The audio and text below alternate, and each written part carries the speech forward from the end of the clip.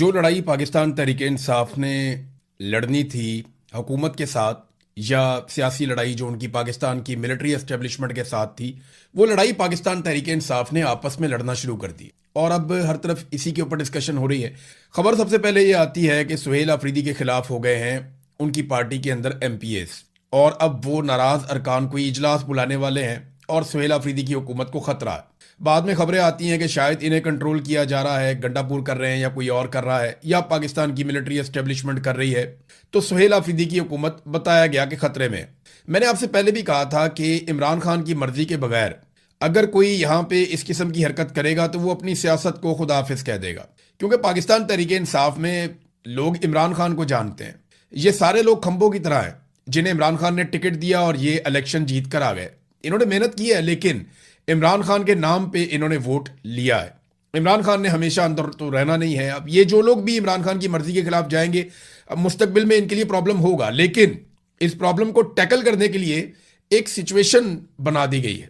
तो इस वक्त चंद चीजें ऐसी हैं जिन पे अपोजिशन की बहुत सख्त जरूरत है पाकिस्तानी कौम को, और पाकिस्तानी कौम देख रही है अपोजिशन की तरफ कि इन मामलात के ऊपर अपोजिशन आए और अपना रोल प्ले करे और अवाम को बचाए हुक्मरानों के हथकंडों से। मिसाल के तौर पे जो चीजें अहम हैं जिसमें इस वक्त इक्तदार में बैठे हुए टोले से मुकाबला करना था, ये आपस में एक दूसरे से मुकाबला कर रहे हैं, और वो भी इक्तदार के लिए कर रहे हैं, इख्तियारात के लिए कर रहे हैं। नंबर एक, इमरान खान साहब की एक आंख जाया हो गई, वो कैद तन्हाई में है। अब बजाय इसके कि ये निजाम से लड़ते, ये आपस में लड़ रहे हैं, और कैसे लड़ रहे हैं मैं आगे चल के आपको बताता हूं। नंबर दो, गिलगित बल्तिस्तान, बल्कि यहां बाद में आते हैं, पहले आपको बताता हूं ये लड़ कैसे रहे। सुहेल अफरीदी ने फिर इजलास बुलाया नाराज अराकीन का, और उसके अंदर यह दावा किया गया कि हम सबको बुला रहे हैं और कोई भी नाराज नहीं रहेगा और सब हमारे साथ खड़े होंगे। तो जब इनको बुलाया गया तो मुख्तलिफ खबरों के अंदर जो गिनती हुई अराकीन असेंबली की, ये 92 हैं टोटल पाकिस्तान तहरीक इंसाफ के एमपीएस, उनमें से 40 अरकान गैर हाजिर रहे। दावा यह किया गया था कि 27 नाराज अराकीन है, लेकिन अब यहां पर जो बात समझ आ रही है वो ये है कि 40 अरकान गैर हाजिर रहे तो 27 के अलावा 13 मजीद ऐसे हैं जो सुहेल अफरीदी के लिए नहीं आए।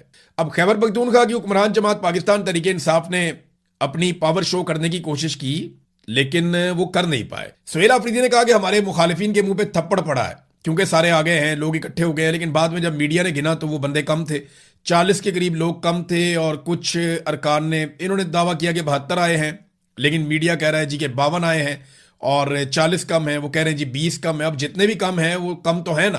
जब सुहेल अफरीदी को वोट पड़ा था तो सारों ने डाला था। अब सुहेल अफरीदी की ये हालत क्यों हुई इसके ऊपर हम बात करते हैं, लेकिन पहले गंडापुर के साथ उनकी एक झड़प हो गई। ये झड़प भी सुनना बहुत जरूरी है आपके लिए। सुहेल अफरीदी ने जो पार्लिमानी पार्टी का एक व्हाट्सएप ग्रुप है उसके अंदर सबसे पहले उन्होंने एक इल्जाम लगाया। उन्होंने कहा जी पार्टी के अंदर के जर्नैल ने पार्टी के बाहर के जर्नैल से वादा किया है, पार्टी के अंदर के जर्नैल ने 27 एमपीएस साथ होने और इमरान खान की हुकूमत गिराने का वादा किया है, लेकिन किसी का बाप भी इमरान खान की हुकूमत नहीं गिरा सकता। सुहेल अफरीदी का पार्लिमानी पार्टी के व्हाट्सएप ग्रुप में पैगाम। अब ये सुहेल अफरीदी साहब ने एक अग्रेसिव पैगाम दिया और इसका जवाब अली अमीन गंडापुर साहब ने दिया, क्योंकि वो ये समझते हैं कि ये इल्जाम उनके ऊपर लग रहा है, और बात भी यही है, इल्जाम तो गंडापुर पे ही लग रहा है। और सुहेल अफरीदी ने उन्हें नाम लिए बगैर पार्टी के अंदर का जर्नैल कहा, और यह भी कहा कि बाहर वाले जर्नैल को पार्टी के अंदर के जर्नैल यानी गंडापुर ने यह पैगाम दिया है कि 27 बंदे मेरे साथ हैं, हुकूमत गिराएंगे, लेकिन किसी का बाप भी नहीं गिरा सकता। तो इस पे जो है वो गंडापुर साहब ने उनको ताना मारा और कहा कि इसका उसकी तुम नाम क्यों नहीं लेते। अब ये बात जो है वो सुहेल अफरीदी साहब कहा करते थे DGISPR को या मिलिट्री एस्टेब्लिशमेंट को कि तुम इसका उसकी क्यों कहते हो, नाम क्यों नहीं लेते। नाम है इमरान अहमद खान न्याजी, तो अब सुहेल अफरीदी साहब भी नाम नहीं ले रहे थे। तो इस पे गंडापुर साहब ने कहा कि इसका उसकी तुम नाम क्यों नहीं लेते। पीटीआई पार्लिमानी पार्टी के व्हाट्सएप ग्रुप में अली अमीन गंडापुर का सुहेल अफरीदी से सवाल, अगर कोई इमरान खान के खिलाफ साजिश कर रहा है तो नाम लिया जाए, सुबह आपसे कंट्रोल नहीं होता और दूसरों पर इल्जाम लगा रहे हैं। जबकि गंडापुर ने कहा कि हम इमरान खान के अलावा और किसी को नहीं मानते। तो अब ये होगा कैसे, यानी अगर सुहेल अफरीदी की हुकूमत गिराई जाएगी तो कैसे होगा। एक तो एक आईनी बहरान खड़ा किया जाएगा, मसला खड़ा किया जाएगा, जो शेर अफजल मरवत ने उसका आगाज कर दिया कि जनाब ये सुहेल अफरीदी अब रह नहीं सकता। तो इमरान खान से मुलाकात नहीं हो रही, अराकीन के पास कोई और चॉइस नहीं होगी, और जो नाराज अराकीन है वो कभी भी ये नहीं कहेंगे कि सुहेल अफरीदी फंड नहीं देता, सुहेल अफरीदी मुलाकातें नहीं करता, वो कहेंगे जी इमरान खान के लिए कुछ नहीं कर रहा। देखिए ना, उनके पास जो जवाब है वो ये है कि सुहेल अफरीदी ने इमरान खान के लिए किया ही कुछ नहीं, जो सुहेल अफरीदी को मौका मिला कि नौजवानों को इकट्ठा करते, यूथ को इकट्ठा करते, स्टूडेंट्स को इकट्ठा करते, नौजवानों की एक बड़ी पावर इकट्ठी करते, लाखों नौजवानों को अपने पीछे खड़ा करते, सुहेल अफरीदी वो करने में नाकाम रहे। उन्होंने ना कॉरिडोर्स के अंदर और ईवानों के अंदर ज्यादा तवज्जो दी। उन्होंने तवज्जो दी मुज़ाकरात में, बातचीत में, इन चीजों पे उन्होंने ज्यादा बिलीव किया। वो ग्राउंड के ऊपर कारकुनों को या नौजवानों को मुतहर्रिक करने में नाकाम रहे। अगर सुहेल अफरीदी के पास इस वक्त नौजवानों की एक बहुत बड़ी ताकत मौजूद होती तो वो बेहतर बार्गेनिंग की पोजीशन में होते। उनके सारे पार्लियामेंटेरियन भी उनके साथ खड़े होने पर मजबूर होते और कोई उनके सामने जबान भी ना खोल सकता। गंडापुर ने दो काम किए थे। एक तो एस्टेब्लिशमेंट के साथ भी ताल्लुकात बना के रखे थे और गंडापुर ने अपने मामला चलाए थे मुज़ाकरात में भी, उस तरफ भी, लेकिन साथ साथ गंडापुर ने कुछ ना कुछ करके पब्लिक का भी एक मामला बना के रखा हुआ था। एक मोटिवेशन वहां पे भी बरकरार रखने की कोशिश की हुई थी। लेकिन जब बार बार लोगों के साथ धोखा हुआ तो लोग गंडापुर से मुतनफर हो गए। अब सुहेल अफरीदी आ गए।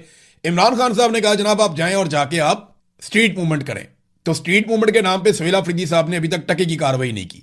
ये सिर्फ घूमते हैं और जहां जाते हैं इमरान खान का झंडा उठा के या उसकी तस्वीर उठा के लोग निकल आते हैं। लोग इमरान खान से प्यार करते हैं, लेकिन जिसको एक्चुअली स्ट्रीट मूवमेंट कहते हैं उसका सिर्फ ऐलान हुआ है, अमली तौर पे कुछ नहीं हुआ। तो सुहेल अफरीदी साहब ने अपने हाथ और अपने पांव खुद ही काटे हैं।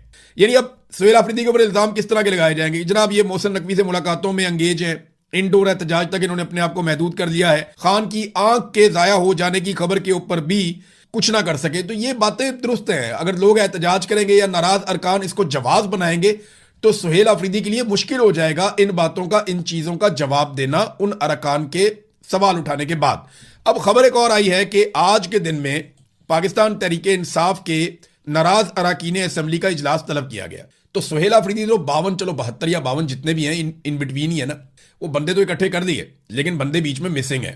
अब दूसरी तरफ जो आज नाराज अरकान का इजलास होगा, देखते हैं उसमें कितने लोग आते हैं। और यह दावा किया जा रहा है कि आज के दिन में नाराज अरकान ने अपना एक एजेंडा तय किया है कि बानी पीटीआई इमरान खान की रिहाई के लिए तहरीक का ऐलान किया जाए। मैंने आपसे कहा था ना कि यही वो करेंगे, इसके अलावा उनके पास और कोई रास्ता नहीं है। वो ये नहीं कह सकते कि हमें फंड नहीं मिल रहे, हमें पैसा नहीं मिल रहा, हमें वजारत नहीं मिल रही, हमें इख्तियार नहीं मिल रहे, हमें वजीर आला नहीं मिलता। ये बातें लोग नहीं मानेंगे। वो एक ही बात कर सकते हैं कि सुहेल अफरीदी इमरान खान को निकालने में और तहरीक खड़ी करने में नाकाम रहा, और ये बात कुछ हद तक उनकी ठीक भी होगी और उसमें वजन भी होगा।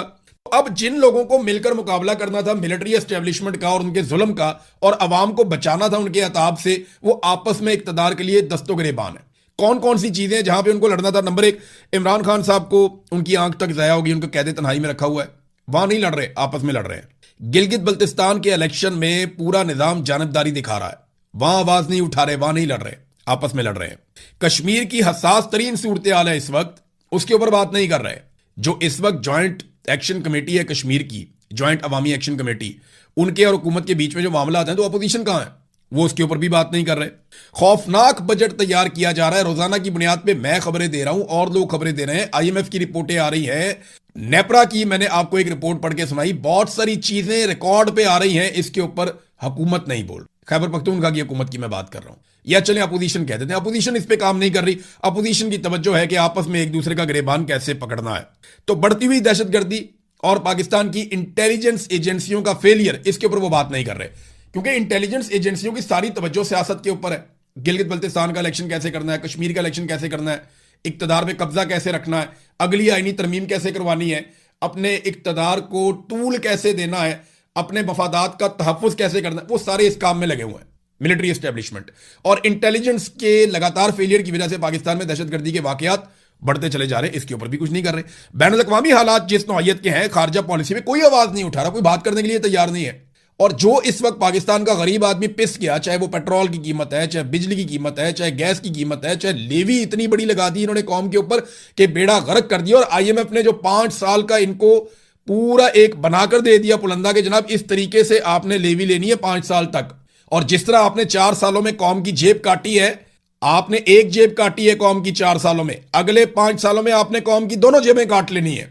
यानी जितनी लेवी आपने इकट्ठी की 4 सालों में, उससे दुगनी से ज्यादा अगले 5 सालों में आपने इकट्ठी करके देनी है।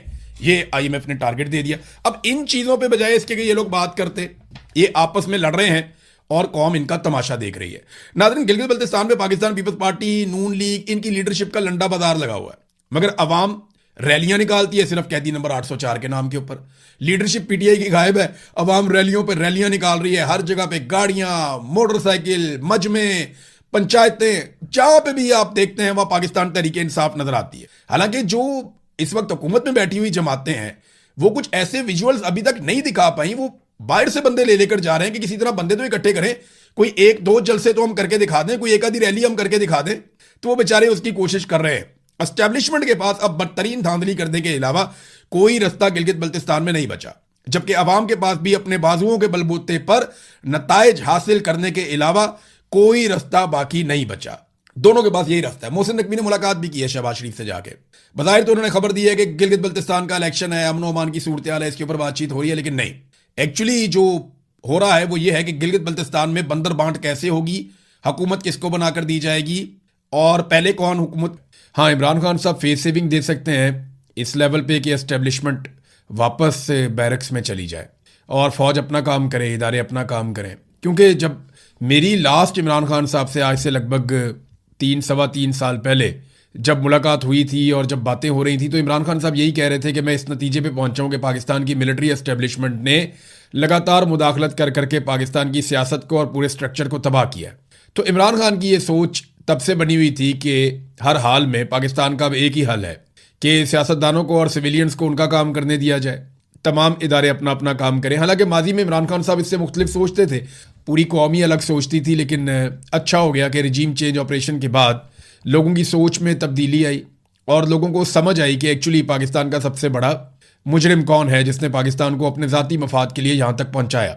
देखें, इससे पहले जब भी किसी ने ये आवाज़ उठाई ना सिविलियन सुपरमेसी की, तो उसके साथ बहुत सारे इल्ज़ामात लगे हुए होते थे, उनमें से कुछ झूठे और कुछ सच्चे होते थे, लेकिन उन लोगों के करैक्टर इतने बड़े नहीं थे। ये पहली मर्तबा इमरान खान साहब का करैक्टर इतना बड़ा था और उनके ऊपर लोगों का ट्रस्ट इतना ज़्यादा था। इमरान खान साहब ये कहते हैं ना अक्सर कि मुझे लोग 50 साल से जानते हैं, तो बात यही है कि लोग अपने एक ज़ाती जान पहचान वाले आदमी को जब उन्होंने देखा कि इसके साथ भी ये हो सकता है, तो फिर उन्हें पहली मर्तबा ऐसा लगा कि झूठ मिलिट्री एस्टेब्लिशमेंट बोलती है, सियासतदान नहीं बोलते। तो इमरान खान साहब इतनी फेस सेविंग तो दे सकते हैं, इससे ज़्यादा वो क्या देंगे। अब अलीमा खानम ने तरदीद कर दी है, उन्होंने कहा जी कि हमने बात की है बैरिस्टर गौहर से और बैरिस्टर गौहर ने हमें यकीन दिलाया है कि इमरान खान साहब की साबिक army chief general Ashfaq Parvez Kayani से कोई मुलाकात नहीं हुई। दूसरी जानिब जो जर्नलिस्ट ये क्लेम कर रहे हैं कि ये मुलाकात हुई है, उनका ये कहना है कि पाकिस्तान तहरीक इंसाफ के अंदर से भी लोगों ने कंफर्म किया कि मुलाकात हुई है।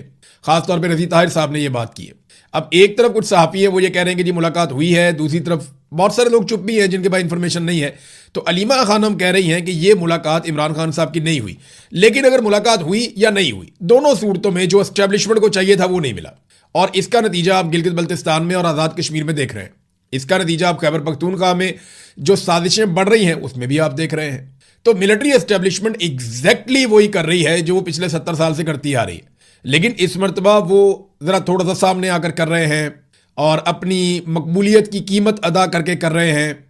लोगों के सामने जो है वो नंगेपन का शिकार हैं, तो लोग अब जानते हैं सारा कुछ। अलीमा खानम ने कहा जनाब कि हमने चेक किया बैरिस्टर गौहर से, ये खबर मुकम्मल तौर पे फेक है, गलत मालूमात इसलिए फैलाई जा रही हैं ताकि इमरान खान साहब के साथ जो टॉर्चर हो रहा है कैद तन्हाई वाला, उससे तवज्जो हटाई जा सके। उन्होंने कहा जी कि जो फैक्ट हैं वो मंदरजा झेल हैं कि इमरान खान साहब को इलाज की सहूलत नहीं दी जा रही अस्पताल में, उनकी आंख के हवाले से उन्हें अपने बेटों से बातचीत करने की इजाज़त नहीं दी जा रही, और उन्हें किताबें नहीं दी जा रही 6 महीने से, और उन्हें टेलीविज़न की सहूलत भी मैसर नहीं है कि वो उससे देख ले और कुछ उनको इन्फॉर्मेशन मिले, और उन्हें किसी से भी रब्ता करने की बाहरी दुनिया से इजाज़त नहीं है। सिर्फ एक वकील है जिसके थ्रू 1-2 दफ़ा मालूमात आई, इसके अलावा और कुछ भी नहीं है। हकीकत तो ये है। तो अब ये जनाब सारी चीज़ें अलीमा खानम ने की हैं, हकीकत तो सामने आ ही जाएगी, मुलाकात हुई या नहीं हुई, लेकिन नतीजा पहले ही आपके सामने आ गया। देखिए ना, यहाँ पे अगर खुफिया मुलाकात होती है तो वो तो रिपोर्ट नहीं होती। खुफिया मुलाकात को रिपोर्ट करने के पीछे भी फिर एक मकसद होता है कि मालूमात अब निकालो बाहर, अब मालूमात बाहर निकालो, कोई फ़ायदा नहीं हुआ, कोई हमें इसका बेनिफिट हुआ नहीं है। अब देखें ना, फ़र्ज़ करें आप कुछ अरसे बाद इमरान खान की कोई बहन मिलती जाकर जेल में इमरान खान से, और इमरान खान कहते कि मुझे मिलने आया था अशफाक परवेज़ कियानी, मुतालबात लेकर आया था, मैंने इनकार कर दिया। वो बाहर आकर बताती तो बड़ी बेइज्जती हो जाती पाकिस्तान की मिलिट्री एस्टेब्लिशमेंट की।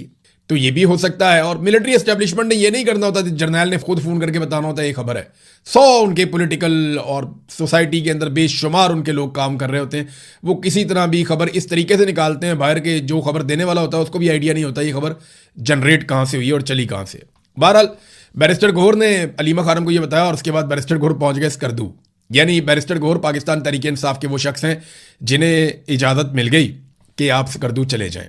अब ये कंपेन क्या चलाएंगे, बैरिस्टर गौहर पब्लिक वाले आदमी नहीं है, और कंपेन चलनी क्या है, वहां पे जो हालात हैं वो मैं आपको आगे चल के बताता हूँ। लेकिन जिन लोगों को जाना चाहिए था ना, मेरी नज़र में जिन लोगों को जाना चाहिए था, अली मोहम्मद खान साहब वहाँ अच्छा काम कर सकते थे, शहरयार अफरीदी को जाना चाहिए था, जुनैद अकबर वो बेचारे गए भी, शानदाना गुलजार बड़ा शानदार काम कर सकती थी खवातीन में जाके, कुछ और खवातीन है पाकिस्तान तहरीक इंसाफ की वो बड़ा अच्छा काम कर सकती थी, असद कैसर उन्होंने कोशिश भी की, आतिफ खान हो गए, फैसल अमीन गंडापुर हो गए, ये जा सकते थे वहाँ, बड़े जलसे जुलूस कर सकते थे, शाहिद खट्टक बड़े मुतहर्रिक आदमी हैं वो जा सकते थे, फैसल जावेद नियाजी इमरान खान के जलसों में तकारीर करते थे वहाँ जा सकते थे, आजम सवाती, खुरम ज़ीशान और इन जैसे दर्जनों लोग हैं पाकिस्तान तहरीक इंसाफ के पास, कोई कमी नहीं है उनके पास, ये लोग जाके वहाँ कंपेन कर सकते थे। लेकिन किसी को वहाँ जाके कंपेन करने की इजाज़त ही नहीं दी जा रही। हाँ, बैरिस्टर गौहर को छोड़ा गया है, बैरिस्टर गौहर जो है वो पब्लिक के अंदर जाने वाले बंदे ही नहीं है, वो ड्राइंग रूम पॉलिटिक्स के बंदे हैं। लेकिन दूसरी तरफ एक तरफ तो बैरिस्टर गौहर को इजाज़त मिली, दूसरी तरफ आप ये देखें कि जो पाकिस्तान तहरीक इंसाफ के मकामी रहनुमा और जो लोग इलेक्शन लड़ रहे हैं उम्मीदवार, उन्हें नज़रबंद किया हुआ है। फस्तायत और नाइंसाफ़ी अपने अरूज पे है। एक तरफ गिलगित बल्तिस्तान में पीपल्स पार्टी की रियासती मशीनरी की मदद से जलसे करवाए जा रहे हैं और दूसरी तरफ हल्का 2 से पाकिस्तान तहरीक इंसाफ के उम्मीदवार अतीक पीरजादा को सिक्योरिटी फोर्सेज ने घर में नज़रबंद कर दिया है और कंपेन तक करने की इजाज़त नहीं दी जा रही। तो ये नाजरीन इस वक्त पाकिस्तान की मिलिट्री एस्टेब्लिशमेंट की सूरत हाल है कि बेचारे अब नज़रबंदियों पे उतर आए हैं, उम्मीदवारों को नज़रबंद कर दो, ये बाहर जाए ना, पब्लिक में ये वोट मांगे ही ना, इनको वोट पड़े ही ना। फिर इसके अलावा जितने वोटर हैं पाकिस्तान तहरीक इंसाफ के, उनको उठा के दूर दराज इलाकों में मुंतकिल कर दिया ताकि वो वोट डाले ही ना। और तीसरा ये है कि फॉर्म 47 जिंदाबाद, वो तो मौजूद है।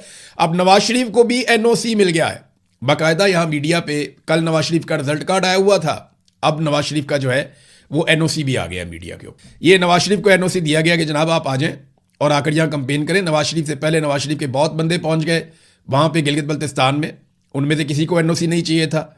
शहबाज शरीफ का कैबिनेट मेंबर है इख्तियार वली, वो भी चला गया वहां पे। तो इस तरह एक एक करके बहुत सारे लोग वहां चले गए हैं। PMLN के ख्वाजा साद रफीक वहां पे मौजूद हैं, बाकी लोग वहां पे मौजूद हैं। तो PTI के लोगों को नज़रबंद किया जा रहा है, उन्हें इजाज़त नहीं दी जा रही, जबकि PMLN को पूरा फैसिलिटेट किया जा रहा है और पीपल्स पार्टी को भी किया जा रहा है। पीपल्स पार्टी का गवर्नर पहले पहुंचा, गवर्नर पंजाब को पहुंचाया गया गिलगित बल्तिस्तान, वो वहां पे पहुंचता है, उसके बाद वो इस्तकबाल करता है बिलावल का वहां पे, और बिलावल की बहन भी। तो ये लोग गए, इनको भी जनाब NOC जारी कर दिया गया। बिलावल ने वहां तकरीर की है। अब ये एक तो तकरीर जो है वो पूरे सरकारी वसाइल, सरकारी प्रोटोकॉल, सारी चीज़ें इस्तेमाल की गई, लेकिन तकरीर बड़ी मज़े की है बिलावल की। बिलावल ने कहा जी हमसे यहाँ पे नशिस्तें छीनी गई थी। बिलावल को पता ही नहीं है कि छीनना किसे कहते हैं। 2024 का इलेक्शन हुआ ना, वहाँ जो सीटें छीनी गई थी उसे सीटें छीनना कहते हैं। जिस तरह बिलावल की बहन को इलेक्शन जितवाया गया, सारे उम्मीदवारों को उठा लिया, अगवा कर लिया, कागजात छीन लिए, गायब कर दिया, पर्चे कर दिए, गिरफ्तारियां कर दी और अकेली को मैदान में छोड़ के बिला मुकाबला जितवा दिया, इसको कहते हैं सीट छीनना। तो बिलावल को तो पता ही नहीं है सीट छीनना किसे कहते हैं, ये तो खुद सीट छीनने वालों में शामिल है। फिर बिलावल ने कहा कि फॉर्म 45 का बंदोबस्त आप कर लें, फॉर्म 47 का मैं कर लूंगा। बात तो ठीक है, पहले भी इन्होंने फॉर्म 47 ही हासिल किया था आसिम मुनीर साहब के तरले मिन्नत करके, और अभी भी ये फॉर्म 47 ही हासिल करेंगे। बिलावल ने एक और बड़ी जबरदस्त बात की, उसने कहा जी मैं यहाँ पे गिलगित बल्तिस्तान और कश्मीर की वजारत खत्म करने का मुतालबा करता हूँ। बिलावल साहब, आपने कमरुज़्ज़मान कायरा को भी इस वजारत पे रखा, दीगर लोगों को भी इस वजारत पे रखा, आपकी हुकूमत ने इस वजारत को ख़त्म नहीं किया, लिहाजा आपका नहीं बनता इस बारे में बात करना। आज भी आपकी हुकूमत है, वफाकी हुकूमत पीपल्स पार्टी और PMLN की मिलकर है। एक बात याद रखिएगा, बजट भी ये मिलकर पास करवाते हैं, आईनी तरमीम भी ये मिलकर करते हैं, ये हुकूमत भी इन्होंने मिलकर बनाई हुई है, और ये आपस में नूरा कुश्ती करके गिलगित बल्तिस्तान की आवाम को दिखा रहे हैं कि देखो हम तो आपस में लड़े हुए हैं। वो नून लीग वाले जो है पीपल्स पार्टी के खिलाफ तकरीरें कर रहे हैं, पीपल्स पार्टी वाले जो हैं वो नून लीग के खिलाफ तकरीरें कर रहे हैं। वो आपस में एक जाली लड़ाई लड़के इलेक्शन का माहौल बना रहे हैं, और उन दोनों में से किसी की जरूरत नहीं है कि वो पाकिस्तान तहरीक इंसाफ के खिलाफ कोई कंपेन करे, क्योंकि उससे रिएक्शन आता है, लोग खड़े हो जाते हैं। लिहाजा वो दोनों जो हैं, वो एक उठता है वो उठ के नून लीग की बुराई करता है, नून लीग वाला उठता है उठ के पीपल्स पार्टी वाले की बुराई करता है, और इस्लामाबाद में सबका गठजोड़ है, आपस में मिलकर बैठे हुए हैं। मोहसिन नकवी जो जरदारी साहब का मुंह बोला बेटा है, वो शहबाज शरीफ के साथ बैठ के मामला तय करके आ गया है कि गिलगित बल्तिस्तान में हुकूमत कैसे बनानी है, किसकी बनानी है और क्यों बनानी है, और कौन कहां पर होगा और किसको कितनी सीटें मिलेंगी। तो फॉर्म 47 और फॉर्म 45, बिलावल कहता है 45 तुम ले और 47 मैं ले आऊंगा, तो ये तो बात ठीक है बिल्कुल, क्योंकि 47 जारी करती है पाकिस्तान की मिलिट्री एस्टेब्लिशमेंट अभी तक फिलहाल, तो वो तो बिलावल उनसे ले लेगा। फिर वो कहता है वजारत खत्म करो, तो वजारत खुद खत्म कर देता। और एक और बात की बिलावल ने कि महंगाई मैं खत्म करूंगा गिलगित बल्तिस्तान से। आप अंदाजा करें, ये बंदा महंगाई खत्म करेगा। पाकिस्तान में जितनी महंगाई है उस सारों के लिए ये जिम्मेदार है। और ये वो नौसरबाज है जिसने इलेक्शन में क्या कहा था कि 300 यूनिट तक बिजली मुफ्त दूंगा, और हुकूमत बनाने के बाद ये मुकर गया। और अब ये 200 यूनिट वालों के पास जो थोड़ी बहुत सब्सिडी थी उसके पीछे भी हाथ धोकर पड़ा है। ये वो लोग हैं जो पाकिस्तानियों के मुजरिम हैं, यानी बिलावल के अब्बू जरदारी और इनकी वालदा बेनजीर। इन्होंने अपने दौर के अंदर जो मंसूबे लगाए, फिर नवाज शरीफ ने अपने दौर में जो मंसूबे लगाए, और कुछ थोड़े बहुत परवेज मुशर्रफ ने अपने दौर में जो मंसूबे लगाए, उनकी कीमत पूरी कौम अदा कर रही है। मिसाल के तौर पे ये एक बड़ी इंटरेस्टिंग खबर है, ये आप देखें। जो फेडरल मिनिस्टर है अवैस लगारी, बिजली और पानी का भी इसको तमगा भी मिला है अवैस लगारी को, उसने कहा जी कि बिजली बिल में 75% हिस्सा कैपेसिटी पेमेंट पर मुश्तमिल है और फिक्स चार्जेस इसको कवर करने के लिए लगाए गए हैं। आप अंदाजा करें, फिक्स्ड चार्जेस जो लगा दिए ना कि आपने ये बिल में देने ही देने हैं, उसको जस्टिफाई करने के लिए आपका वफाकी वजीर पानी बिजली क्या कह रहा है? वो कह रहा है कि जो बिल आप देते हैं उनमें 75% आप कैपेसिटी पेमेंट दे रहे हैं। फर्ज करें आपका बिल 4000 है, तो 4000 में से 3000 रुपया आप कैपेसिटी पेमेंट का दे रहे हैं।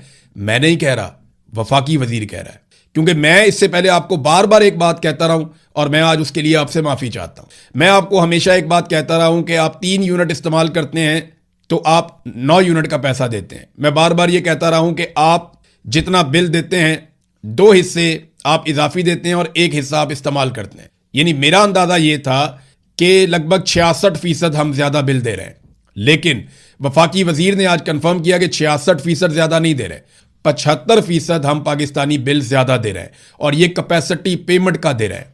ये फेडरल मिनिस्टर ने कहा, सनाउल्लाह खान साहब ने इसको रिपोर्ट किया। आसान अल्फाज में और मैं आपको बताता हूं, अगर आपका बिल आ गया है 4000 रुपए, तो उसमें से सिर्फ 1000 आपका बिल है और 3000 आप कैपेसिटी पेमेंट दे रहे हैं। अगर आपका बिल आ गया है 10,000 रुपए, तो उसमें आपका बिल है सिर्फ और सिर्फ 2500 रुपया, बाकी 7500 रुपया आप उसमें कैपेसिटी पेमेंट दे रहे हैं। जिस आदमी का बिल आया है 1000 रुपया, वो अव्वल तो आते ही किसी का नहीं, लेकिन चलो फर्ज करो 2000 रुपया बिल आ गया। किसी शख्स का अगर 2000 रुपया बिल आया है तो 500 रुपया उसका बिल है और 1500 रुपया उसको पड़ा है कैपेसिटी पेमेंट। और ये मैं नहीं कह रहा, फेडरल मिनिस्टर कह रहा है, अवैस लगारी। ये कैपेसिटी पेमेंट पता है क्या है? ये वो पेमेंट है जो आप बिजली इस्तेमाल किए बगैर बिजली की मद में